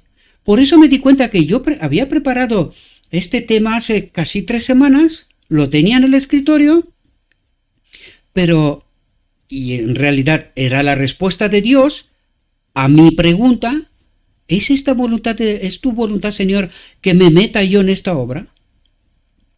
En esta reforma me refiero, ¿verdad? Que digo de esta casa, de este amigo. Y Dios me había enviado la respuesta, pero Gabriel la descuidó. Y aquí está la respuesta. Dice, el pueblo de Dios, todos debían participar en esta obra de impartir de sus cosas carnales a los que les servían en las espirituales.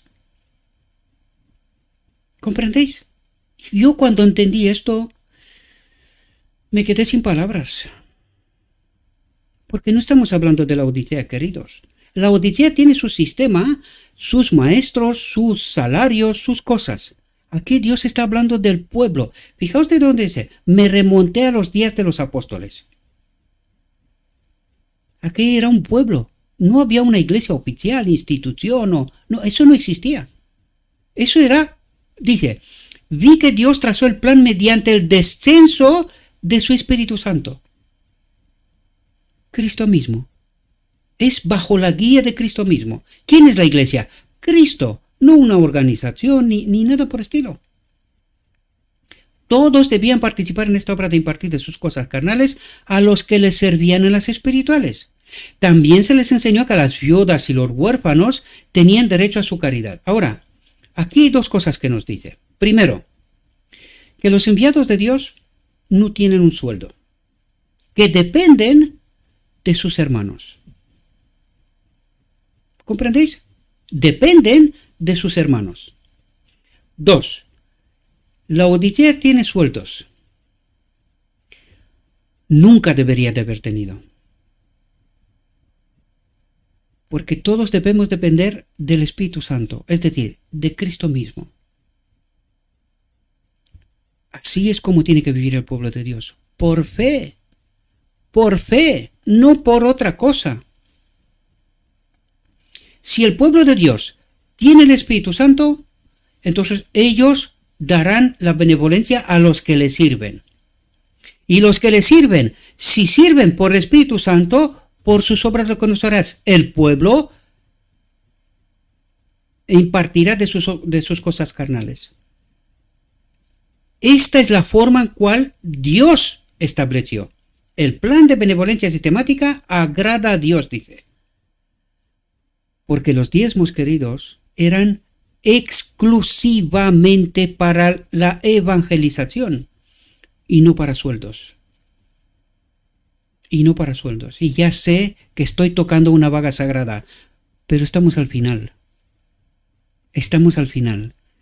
O nos purificamos nuestra mente con lo escrito está, o nos quedamos con la Laodicea en Babilonia, en este tren rápido que va directamente a la muerte. Ya es la hora de obedecer a Dios y dejar de obedecer a los hombres. Dice, también se les enseñó que las viudas y los huérfanos tenían derecho a su caridad. La religión pura y sin mácula se define como visitar a las viudas y a los huérfanos en sus tribulaciones y guardarse sin mancha del mundo.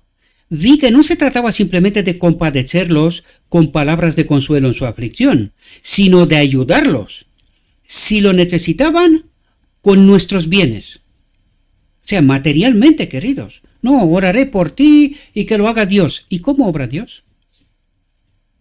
¿Cómo obra Dios si no es a través de ti y a través de mí? ¿Cómo obra Dios? ¿Tienes a Cristo en tu corazón? Si tienes a Cristo en tu corazón, por los frutos los conocerás. Si no lo tienes, si tienes a Satanás, egoísmo y cualquier otro tipo de prejuicios, y no harás nada al respecto. Y esa es la diferencia. Este es el carácter que Jesús espera para que nosotros podamos entrar en la boda del Cordero. ¿Tenemos ese carácter? Si lo tenemos, entraremos. Si no lo tenemos, nos quedamos con la Laodicea. Dice, los jóvenes de ambos sexos a quienes Dios ha dado salud pueden obtener una gran bendición ayudando a la viuda y al huérfano en su aflicción. Vi que Dios exige que los jóvenes se sacrifiquen más por el bien de los demás. Él exige de ellos más de los que están dispuestos a cumplir. Si se mantienen sin mancha del mundo, dejan de seguir sus modas y guardan lo que los amantes del placer gastan en artículos inútiles para gratificar el orgullo y lo dan a los afligidos dignos, y para sostener la causa tendrán la aprobación de aquel que dice, conozco tus obras. ¿Comprendéis? Dice, hay orden en el cielo. Y Dios está muy complacido con los esfuerzos de su pueblo al tratar de moverse con sistema y orden en su obra en la iglesia. Yo no sé si os dais cuenta, pero aquí Cristo nos habla cuál es este orden, cuál es el orden que Él espera de su pueblo. Y este es el orden, no el de la Laodicea. Es otra institución, libros de otra teología, de otro entendimiento, ¿verdad? Esta es la iglesia de Cristo. Es así como obra la iglesia de Cristo. Esto es lo que agrada a Dios. Y no otra cosa. Y de eso nos está hablando. ¿Cómo se manifiesta la iglesia y cuál es la iglesia? La que bajo la guía del Espíritu Santo obra. Y eso es lo que pide. Si tú no tienes ese carácter, entonces no eres de Cristo. Es así de sencillo. Dice, tú o yo, ¿verdad? Vi que debe haber orden en la iglesia de Dios y que el sistema es necesario para llevar adelante con éxito el último gran mensaje de misericordia al mundo. ¿Llevar adelante qué?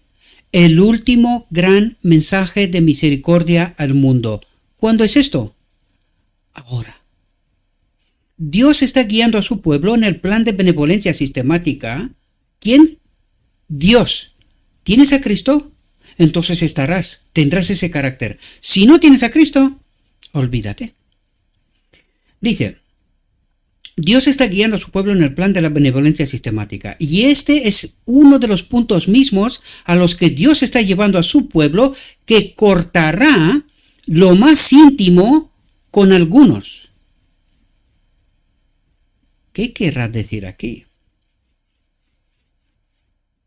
Cortará con la Odisea. Salid de ella, pueblo mío. Espero que entendáis, ¿verdad? Dice, con ellos esto corta el brazo derecho y arranca el ojo derecho. ¿De quién está hablando aquí?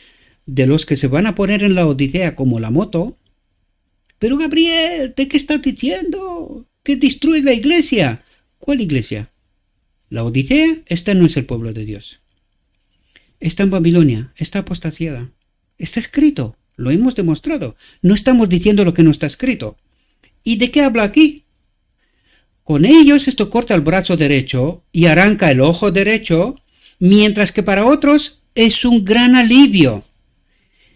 Y estos días llevo mucho tiempo, yo mismo, la semana pasada, hablando con un hermano mío que es también anciano de iglesia, le dije, oye, vino uno de la editora y trataba de decir que no, que tenemos libros en contra de aquellos que hablan contra de nuestra doctrina de la Trinidad y no sé qué, no sé cuánta. Y yo casi me calenté y yo le decía a mi hermano, digo, oye, ¿a ti no te rasga la conciencia que nosotros estamos dándole a esta gente el diezmo y todas esas cosas a Babilonia para que pueda hacer lo que está diciendo este hombre que no sabe ni lo que está diciendo? Para guiando a toda esta gente de aquí, digo, nosotros estamos aquí con ellos en la iglesia. Esta gente morirá. Esta gente morirá porque escucha a estos animales. Y perdón de expresión. Que dice, estamos hablando contra la doctrina de la Trinidad. Oye, tío, que tú tienes la misma Biblia y la misma espíritu profecía que yo. ¿Cómo es que yo entiendo y tú no entiendes? ¿Cómo es que yo trato de conducir al pueblo de Dios hacia Canaán y tú como un descerebrado, sin darte cuenta, creyendo saber, conduces a este pueblo hacia la muerte? Y yo tengo que pagarte mis diezmos y mis benevolencia sistemática para mantenerte a ti, que digas esas barbaridades al pueblo. ¿Cómo es esto posible? Y le estaba diciendo a mi hermano, ¿a ti no te rasga la conciencia? Me miró, se quedó callado, sonrió y no dijo nada más. Pues estamos en el día de la expiación, queridos. Ya va siendo hora de purificar nuestra mente de la basura. No se puede sostener a Babilonia y creer que estamos haciendo la obra de Dios. Esta es la obra del diablo mismo. Y necesitamos despertar de una vez, queridos. Porque los verdaderos enviados por Dios los está machacando Satanás. Los está machacando para que este mensaje no llegue. Para que este mensaje no llegue y que este tren dichoso rápido lleve a todo el mundo a la muerte. Pues los fieles hijos de Dios han de despertar. Cueste lo que cueste, lo leímos antes, sea cual sea el precio, basta de Babilonia. Salid de ella, pueblo mío, ya está la hora.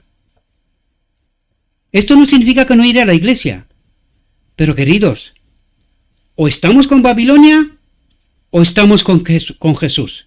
Necesitamos decidirnos ya, porque en esto nos va la vida.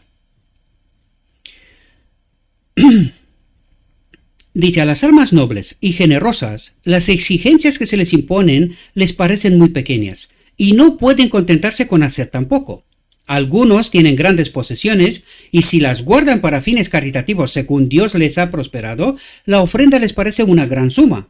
El corazón egoísta se aferra tanto a una ofrenda pequeña como a una más grande y hace que una suma pequeña parezca muy grande, ¿verdad? Dice, se me señaló de nuevo el comienzo de esta última obra. El comienzo de esta última obra. Está hablando de nosotros, aquí y ahora. Dice, entonces, algunos que amaban la verdad podían hablar sistemáticamente de sacrificio. Dedicaron mucho a la causa de Dios para enviar la verdad a otros. Enviaron su tesoro de antemano al cielo. ¿De quién está hablando aquí, queridos? De lo que yo he dicho en muchas ocasiones. Aquellos que han dedicado su vida a Cristo, que se han consagrado. Por eso durante años he rechazado obras y dinero y el mundo. Por esta obra me he dedicado a saber, a conocer a Dios, personalmente, por experiencia. Y de eso está hablando.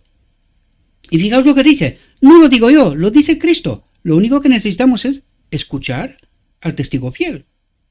Si no lo sabe él, ¿quién lo sabe? ¿Quién más lo sabe? ¿Verdad? Dice, entonces algunos que amaban la verdad podían hablar sistemáticamente de sacrificio. Dedicaron mucho a la causa de Dios para enviar la verdad a otros. Enviaron su tesoro de antemano al cielo. Sacrificaron todo esta vida por la del reino de Dios, por Cristo, ¿verdad? Dice, hermanos, vosotros que habéis recibido la verdad en un periodo posterior y que tenéis grandes posesiones, Dios os ha llamado al campo no meramente para que disfrutéis de la verdad, ¿verdad? Sino para que ayudéis con vuestros bienes a llevar adelante esta gran obra. Y si tenéis interés en esta obra, os aventuraréis e invertiréis algo en ella, para que otros puedan ser salvos por vuestros esfuerzos y vosotros cosechéis con ellos la recompensa final. Y fijaos lo que dice, los que tienen tesoros y que han participado de esta obra, es decir, ayudar a aquellos que lo han sacrificado todo para presentar la verdad, ellos serán salvos, dice, y vosotros cosechéis con ellos la recompensa final. ¿Comprendéis? Dice, se han hecho grandes sacrificios y se han soportado privaciones para poner la verdad bajo una luz clara ante vosotros. Y no os creáis que después de esa reflexión, escuchar a la Odisea, que yo les he tocado su vaca sagrada, los diezmos, no creéis que no me va a echar la bronca, y bastante buena. Pero no me importa. Yo he puesto mi vida en manos de Cristo, que haga su voluntad, cueste lo que cueste. O es esto o moriré, no hay otra, ¿verdad? Dice, ahora Dios te llama, a tu vez, a hacer grandes esfuerzos y sacrificios para poner la verdad ante los que están en tinieblas. Dios lo exige. Profesáis creer en la verdad, que vuestras obras lo atestiguen. Si tu fe no obra, está muerta. No eres salvo, eso es lo que quiere decir. Nada sino una fe viva os salvarán las temibles escenas que tenéis ante vosotros. Y esto quiere decir, lo que está diciendo aquí es, si tienes a Cristo, tú entregarás lo que Cristo te ha dado. Si yo tengo a Cristo, yo entregaré lo que Cristo me ha dado.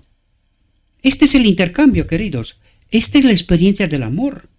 Es así como viviremos en el reino de Dios. Si no es esto, entonces estamos con la Odisea, delante del trono del lugar santo, y lo mío es lo mío, y lo de Dios, pues, que lo cuide Él. ¿Verdad? Dice, vi que es tiempo de que los que tienen grandes posesiones comiencen a trabajar deprisa.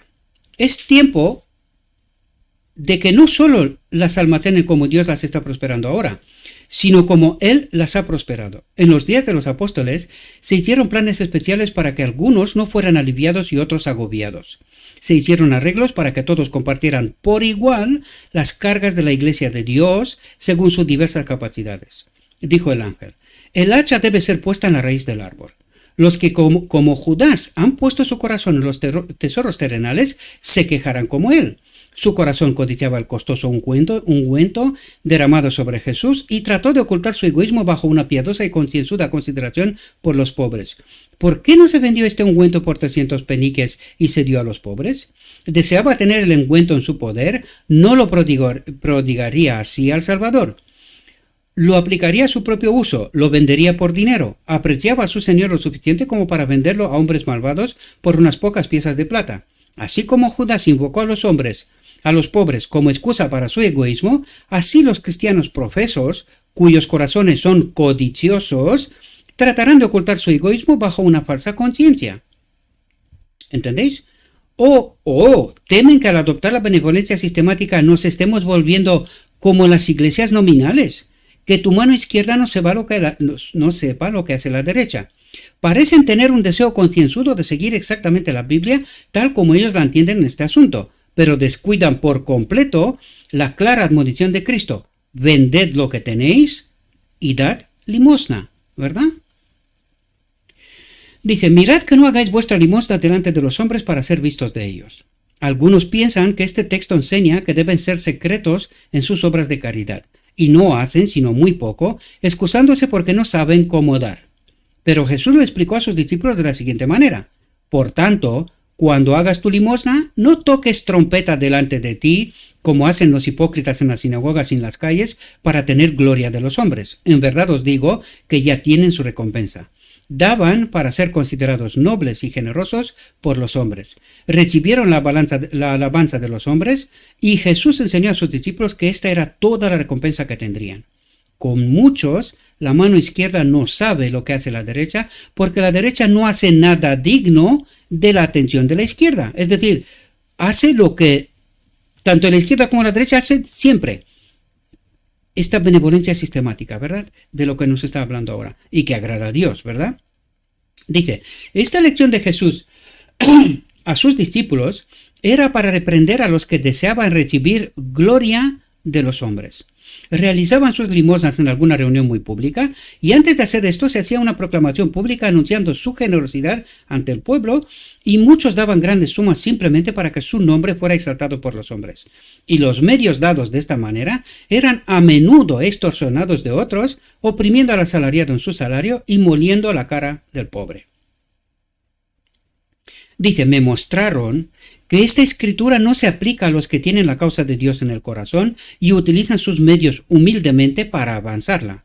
Me dirigieron a estos textos. Así alumbre vuestra luz delante de los hombres, para que vean vuestras buenas obras y glorifiquen a vuestro Padre que está en los cielos. Por sus frutos los conoceréis.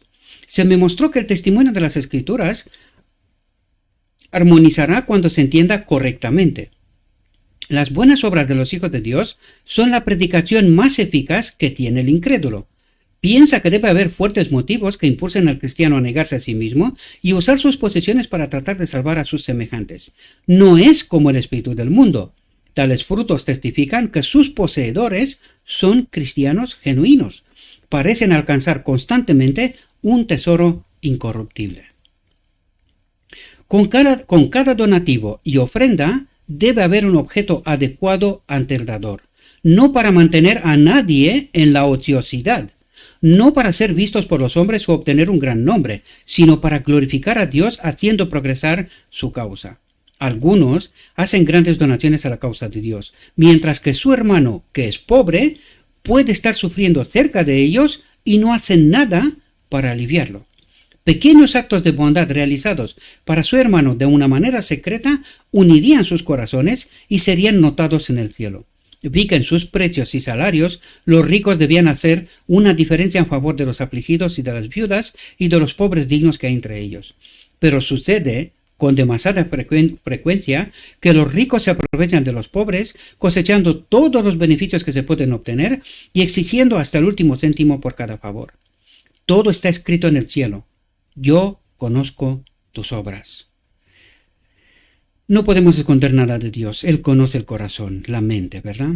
Dice, el mayor pecado que existe ahora en la iglesia es la codicia. Que lo que tengo es lo mío. Esto es mío. Y ya está. Me lo merezco, ¿verdad? Codicia. ¿Quién está detrás de esto? ¿Quién le ofreció a Jesús en el desierto de la tentación lo que le ofreció? Pues ya sabéis, Dios frunce el ceño ante su pueblo profesante por su egoísmo. Sus siervos han sacrificado su tiempo y sus fuerzas para llevarles la palabra de vida, y muchos han demostrado por sus obras que no la aprecian sino ligeramente, que es lo que me quejo yo una y otra vez, aunque yo nunca os pedí nada, ¿verdad?, al respecto. Si pueden ayudar al siervo de Dios de la misma manera, a veces lo hacen, pero a menudo lo dejan pasar y hacen muy poco por él. Si emplean a un jornalero, deben pagarle el salario completo, pero no así con el abnegado siervo de Dios. Trabaja para ellos en palabra y doctrina, lleva sobre su alma la pesada carga de la obra, muestra pacientemente a partir de la palabra de Dios los errores peligrosos que son perjudiciales para el alma, refuerza la necesidad de arrancar inmediatamente las malas hierbas que ahogan la buena semilla sembrada, saca del almacén de la palabra de Dios cosas nuevas y viejas para alimentar el rebaño de Dios. Todos reconocen que han sido beneficiados, Pero la mala hierba venenosa, la codicia, está tan profundamente arraigada que dejan que el siervo de Dios los abandone sin ministrarles de sus cosas temporales. Han apreciado su trabajo desgastante tanto como lo demuestran sus actos. Dice el testigo verdadero: conozco tus obras, ¿verdad? Vi que los siervos de Dios no están colocados más allá de las tentaciones de Satanás. Y eso es lo que nos contaba la sierva justo al principio. Vi que los siervos de Dios no están colocados más allá de las tentaciones de Satanás. A menudo son acosados temerosamente por el enemigo y tienen que librar una dura batalla. Si pudieran ser liberados de su comisión, con gusto trabajarían con sus manos. Y es lo que ahí donde yo me di cuenta. Claro, si no recibo ningún tipo de ayuda de ninguna parte, pues yo y mi familia tenemos que sostenernos de algún modo, ¿verdad? Y dice, si pudieran ser liberados de su comisión, es decir, de la obra, con gusto trabajarían con sus manos. Su trabajo es requerido por sus hermanos. Pero cuando lo ven tan poco valorado, se deprimen, ¿verdad? Es cierto que esperan su recompensa en el acuerdo final, y esto lo sostiene, pero sus familias deben tener alimento y vestido. Su tiempo pertenece a la Iglesia de Dios, no está a su disposición. Sacrifican la sociedad de sus familias para beneficiar a otros. Y sin embargo, algunos que son beneficiados por sus labores son indiferentes a sus necesidades. Vi que es hacer injusticia a los tales dejarlos pasar y engañarse a sí mismos. Se creen aprobados por Dios cuando Él desprecia su egoísmo. Estos egoístas no solo serán llamados a rendir cuentas a Dios por el uso que han hecho del dinero de su Señor, sino que toda la depresión y la angustia que han causado los siervos escogidos de Dios y que han paralizado sus esfuerzos serán cargadas a la cuenta de los mayordomos infieles. Espero que podáis entender, tanto como yo lo entendí, ¿verdad?, este mensaje. Dice, el testigo verdadero declara: conozco tus obras. El corazón egoísta y codicioso será puesto a prueba. Y ahí hay que hacerse la pregunta: ¿por qué? ¿Para qué? ¿Con qué propósito? Y esa pregunta tenemos que hacernosla todos, yo y vosotros. Algunos no están dispuestos a dedicar a Dios una pequeñísima porción del incremento de su tesoro terrenal. Retrocederían horrorizados si les hablara del principal. ¿Qué han sacrificado por Dios? Nada. Profesan creer que Jesús viene, pero sus obras niegan su fe. Cada persona vivirá toda la fe que tiene. Profesor de falso corazón, Jesús conoce tus obras. Él aborrece tus ofrendas escatimadas, tus sacrificios cojos. Y ya sabéis que el sacrificio que se tenía que traer al santuario tenía que ser perfecto, sin mancha, ¿verdad? Bien, mis queridos hermanos, hasta aquí la reflexión. Espero que os haya ayudado a vosotros tanto como a mí, ¿verdad? De entender la verdad, no otra cosa. Vamos a terminar como siempre terminamos. Dijo mi guía, que es Cristo mismo, ¿verdad? Todavía hay mucha luz que debe brillar de la ley de Dios y del Evangelio de la justicia. Este mensaje, entendido en su verdadero carácter y proclamado en el Espíritu, crecerá hasta alcanzar una importancia tan grande como apenas soñéis, y iluminará la tierra con su gloria. Espero, mis queridos hermanos, que esta reflexión os haya ayudado. Le ruego a nuestro Dios que nos envíe su Espíritu, que nos capacite, que podamos entender su verdad, su realidad, su perspectiva, y que tomemos nuestra elección. Os deseo que tengáis un próspero día. En todo lo que os he dicho en nombre de Cristo Jesús. Amén.